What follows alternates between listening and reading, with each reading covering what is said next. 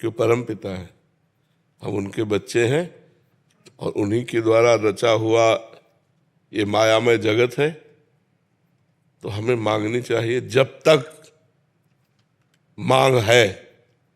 जब मांग खत्म हो जाएगी तो उसे प्रेम कहते हैं। अगर हम प्रभु से ही केवल मांगे तो भगवान उदार भक्त कहते हैं।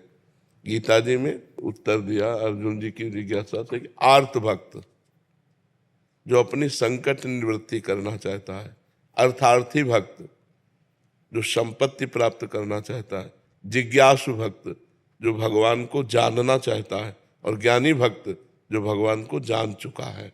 चार का वर्णन किया है। तो दो तो मायाकृत है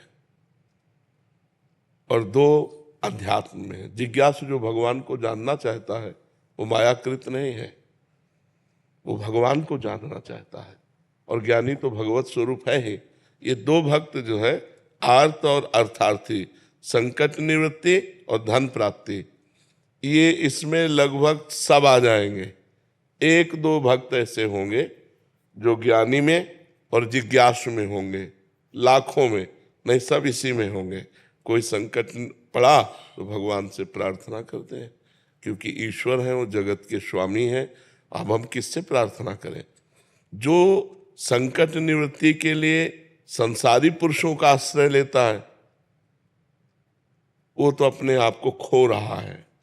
जो संकट निवृत्ति के लिए भगवान का आश्रय ले रहा है वो अपने आप को जगा रहा है, क्योंकि भगवान संकट निवृत्ति भी करेंगे और हमारे हृदय में भक्ति भी पैदा करेंगे। मनुष्य जीवन कोई ऐसा नहीं है जिसके जीवन में संकट ना आते हो। एक बार परम ऋषि दुर्वासा को दुर्योधन ने 4 महीने सेवा करके चतुर्मास प्रसन्न किया। तो दुर्वासा जी बड़े सिद्ध महापुरुष हैं और शाप और वरदान देने में समर्थ है, और क्रोधी भी है, प्रसिद्ध है, क्रोध में प्रसिद्ध है, एक क्षण में गुस्सा आ जाए ऐसे हैं वो। तो उनको प्रसन्न कर लेना बड़ा कठिन था, पर दुर्योधन ने कर लिया।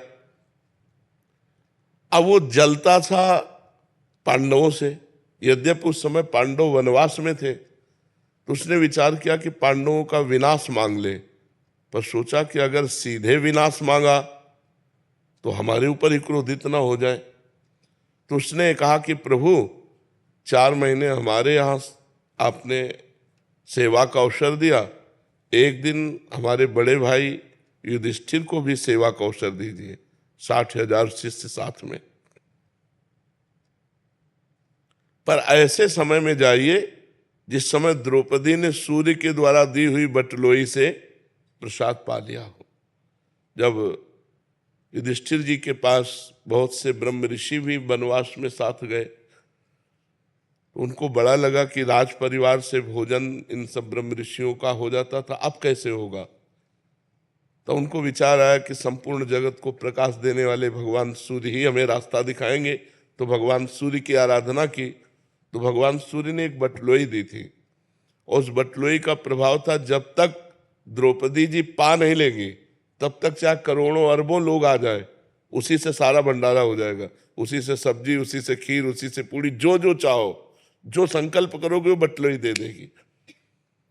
तो अगर बटलोई में द्रौपदी ना पाए और फिर इसी आ जाए 60,000 सहित, तब तो पा लेंगे। तो दुर्योधन ने शर्त रख दी कि जब द्रौपदी बटलोई में पा ले, धो के रख दे, तब आप पहुंचिए और हमारे भाई का सेवा स्वीकार कीजिए। उसने बड़ी गणित लगाई थी कि जब जाएंगे तो आखिरकार निमंत्रण देना ही पड़ेगा। ऋषि आए हैं कि आओ महाराज पाओ। अब 60,000 के लिए तुरंत तो कंदमूल फल भी नहीं हो सकता, वो खवा पाएंगे नहीं, ये सांप दे देंगे, वो नष्ट हो जाएंगे। जो दुष्ट प्रकृति का होता है वो बड़ी से बड़ी साधना का फल भी दूसरों का नाश मांगता है, और दूसरों का नाश मांगने वाले का दूसरे का हो कि ना हो, उसका पहले नाश हो जाता है। अब दुर्वासा जी ध्यान के द्वारा देखा कि जब द्रौपदी जी बटलोई में से प्रसाद पा लिए और धो के रख दिए, सोई पहुंच गए। अब गृहस्थ धर्म का एक सबसे बड़ा धर्म है आतिथ्य धर्म। आतिथ्य धर्म दरवाजे पर आए हुए का स्वागत करना। अतिथि कहते हैं जिसका कोई परिचय न हो, कोई तिथि तारीख निश्चित न हो और आ जाए तो वो भगवान है, ऐसा हमारे शास्त्र कहते हैं। अतिथि देवो भव।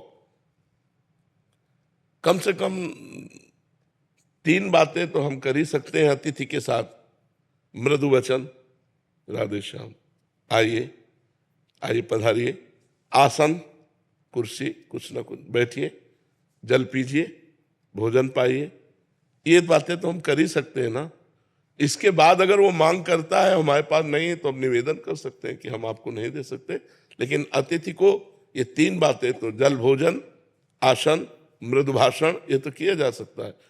युधिष्ठिर जी तो साक्षात धर्मराज का स्वरूप है। उन्होंने प्रणाम किया सब ऋषियों को और कहा आइए आतिथ्य स्वीकार कीजिए। तो उनका हाँ, मैं यमुना स्नान करके आता हूं, तुम व्यवस्था करो। अब 60,000 ऋषियों की व्यवस्था। तो द्रौपदी से पूछा आपने पा लिया? उनका हाँ पा लिया। वो मूर्छित होकर गिर गए। द्रौपदी जी ने उनको चेतना लाई, बोले क्या हो गया? उनका 60,000 ऋषि और ऐसे ऋषि, दूसरा हो तो क्षमा भी कर दे, दुर्वासा जी तो क्षमा करने वाले नहीं, अब क्या होगा? तो उनका एक सूर्य के द्वारा दी हुई बटलोई पर आपको इतना विश्वास था कि उसमें हमने पा लिया तो आप मूर्छित हो गए, और पूरे विश्व को जो पवाता है श्री कृष्ण पर आपका विश्वास नहीं है। संकट निवृत्ति के विषय में बता, उन श्री कृष्ण पर आपका विश्वास नहीं है। आप इतना मूर्छित क्यों हो गए, उदास क्यों? मैं अभी श्री कृष्ण से प्रार्थना करती हूँ, हे श्री कृष्ण, हे करुणामय। जे ही विनय की तो देखा वो पीतांबर फहराते हुए भगवान पधार रहे। द्रौपदी भूख लगी है, उनका जिस समस्या में हम फंसे उसी समस्या की आप बात कर रहे हो। 60,000 ऋषि दुर्वासा जी आए हैं ऋषियों सहित, और सबसे बोले ये सब बातें बात के पहले हमें भूख लगी। उनका प्रभु भूख लगी है, बटलोई तो पाके रख दिया। बोले ले आओ बटलोई। भगवान की सामर्थ्य देखो, कर तुम अकर तुम अन्यथा कर तुम। भला कोई पवित्र नारी पात्र जूठा क्यों छोड़ के धो के रख दे, उसमें कुछ लगा रहे। द्रौपदी जैसी पतिव्रता। दूसरी बात, वरदान था कि द्रौपदी के पा लेने के बाद बटलोई में कुछ नहीं रहेगा। वरदान भी और धो के भी रख दिया, और उसमें भगवान ने शीत निकाला, एक साग की पत्ती, और जे ही अपने मुख में डाला। और विश्वात्मा है ना भगवान, सबके हृदय में विराजमान। कहा जाओ बुलाओ ऋषियों को। बोले प्रभु कोई व्यवस्था नहीं। बोले जाओ तो तुम। और वहां सब यहां तक भर गए, क्योंकि भगवान तृप्त हुए तो सब भीम बुलाने गए। दुर्वासा जी ने कहा कि हमारी तो इच्छा बिल्कुल अब एक आचमन करने की भी नहीं रह गई। शिष्यों ने कहा गुरु जी और जो आदेश करोगे पालन करेंगे, भोजन की बात मत कहना। तो उनका बेटा वरदान मांग लो, लेकिन हमें भोजन के लिए मत कहो। तो उनका जिस भावना से दुर्योधन ने आपको भेजा था वो उसी भावना को प्राप्त हो जाए।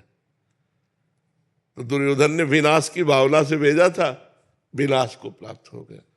तो संकट निवृत्ति करने से भगवान से हमारा भगवान के प्रति जुड़ाव बनता है। यार भगवान ने मेरी सहायता की, भगवान से भक्ति बढ़ती है। संपत्ति की प्राप्ति के लिए सुदामा जी के पास खाने को भी नहीं था, पर श्री कृष्ण श्री कृष्ण श्री कृष्ण, तो जैसी द्वारिकापुरी वैसी सुदामापुरी बना दी। तो और प्यार बढ़ गया ना कि भगवान हमें कितना प्यार करते हैं। तो 2 प्रकार की जो भक्ति है, एक संकट निवृत्ति, एक धन प्राप्ति, पर हो केवल प्रभु से ही। हट होना चाहिए। बने तो रघुबर ते बने, और बिगड़े तो भरपूर, तुलसी और ते बने ता बनिवे पे धूल। हम केवल भगवान से ही लेंगे। हम किसी अन्य मित्र दोस्त इधर हमारी वृत्ति नहीं जानी चाहिए। हमारी वृत्ति केवल भगवान से जानी। अब वो क्या रूप लेके आते हैं, मित्र का रूप लेके आते हैं कि किसी धनी मानी का रूप लेके आते हैं, किसी घटना का रूप लेके आते हैं, या क्या रूप लेके आते हैं, देना उनको है। उनके बिल्कुल उनके अधीन हो जाओ। सच्चे आपसे कहते हैं, वो ऐसे निहाल कर देंगे कि आपको धन भी मिलेगा, संकट भी निवृत्ति होगी और आपका कल्याण भी हो जाएगा। भगवान की भी प्राप्ति हो जाएगी। तो जरूर करना चाहिए, भगवान से याचना करनी चाहिए, क्योंकि अब हम औरों से याचना करें तो और खुद परेशान हो, हमारी क्या निवृत्ति करेंगे, संकट निवृत्ति। हम भगवान से सीधे बात करते हैं और वो कहीं और नहीं है, तुम्हारे हृदय में ही बैठे हैं। अंदर ही अंदर प्रार्थना करो, वो सुन रहे हैं।